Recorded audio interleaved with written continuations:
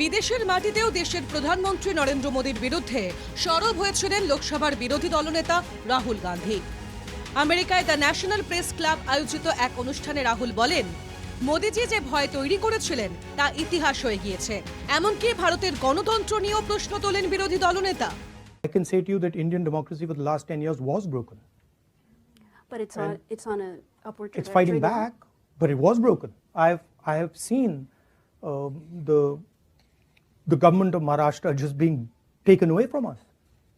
So I've seen it with my own eyes. I've watched it as our legislators have been bought and hooked off and suddenly became BJP legislators.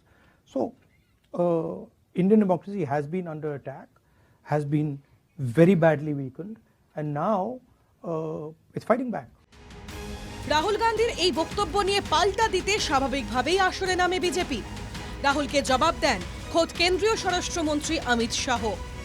এবার রাহুলকে নাম না করে বেঁধলেন খোদ প্রধানমন্ত্রী। জম্মু কাশ্মীরে বিধানসভার নির্বাচনের প্রচারে গিয়ে ফের পরিবারবাদ নিয়ে কংগ্রেসকে নিশানা করেন। একই তীরে বেঁধেন উপত্যকার দুই দল পিডিপি এবং এনসিকেও। तीन खानदान है और दूसरी तरफ सपने लेकर के निकल पड़े जम्मू कश्मीर के मेरे नौजवान बेटे बेटियां हैं। ये तीन खानदान, एक खानदान कांग्रेस का है,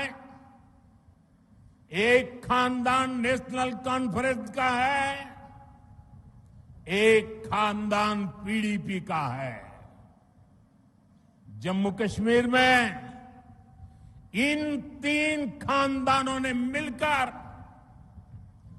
आप लोगों के साथ जो किया है वो किसी पाप से कम नहीं है। আমেরিকার মাটিতে দাঁড়িয়ে ভারত চীন সীমান্ত নিয়েও বিস্ফোরক দাবি করেন রাহুল গান্ধী। তিনি দাবি করেন, আমাদের ভূখণ্ডে ঢুকে চীনের 4000 বর্গ কিলোমিটার জমি দখল করে রাখাকে যদি ভালো কাজ বলেন, চীন যদি দিল্লির সমান এলাকা দখল করে থাকে, আমার মনে হয় সেটা ভয়ঙ্কর বিপর্যয়। চীনা আগ্রাসন নিয়ে কেন উত্তর দেবে না সরকার? কেন নীরবতা পালন করা হবে? প্রশ্ন তোলেন রাহুল। 370 ধারা রদের পর কেন্দ্রশাসিত অঞ্চল হিসেবে প্রথম বিধানসভা ভোট হবে জম্মু কাশ্মীরে।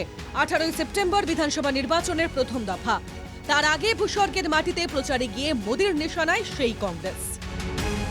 Bureau report, NKTV Bangla.